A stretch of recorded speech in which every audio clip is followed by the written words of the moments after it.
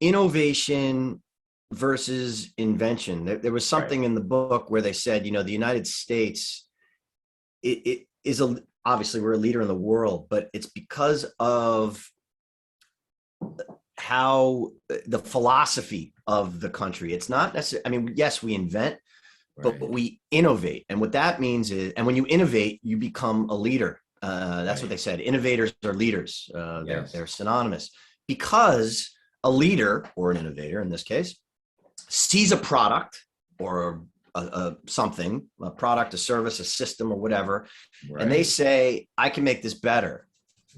That's innovation. Like Steve Jobs didn't create the phone. He didn't create the portable music player. He didn't create, but he put all these elements together. He understood what the customer wanted. He failed a bunch of times, and then he has, the greatest product ever.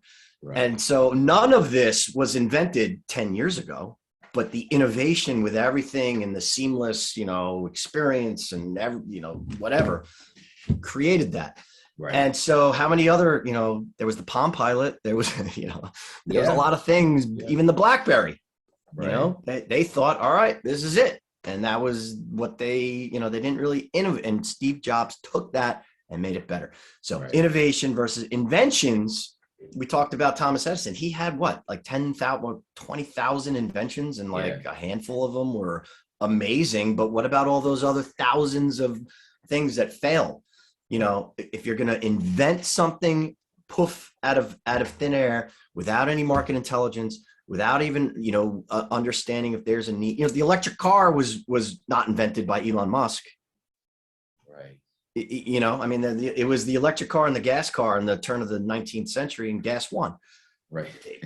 So I'm just saying, a lot of these things that we see today, they're not necessarily inventions. They are innovations of things that existed before and made better. And that's successful business. We have a product, we put it in our customers' hands, we talk to our customers, they say, hey, it'd be great if you can get email addresses. All right, great, we'll work on that. Like there are things that, and this is constant because everything's changing, always.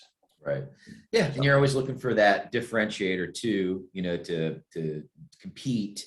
But you can't guess. You can't guess what that differentiator might be, because that's where like the companies that get all that funding, they go down like a rabbit hole. They'll start working on something that they think will be a differentiator, and they didn't do their research or get that feedback. And that can just exhaust money, time, effort, and just steer away from your original direction. And staying the course is important.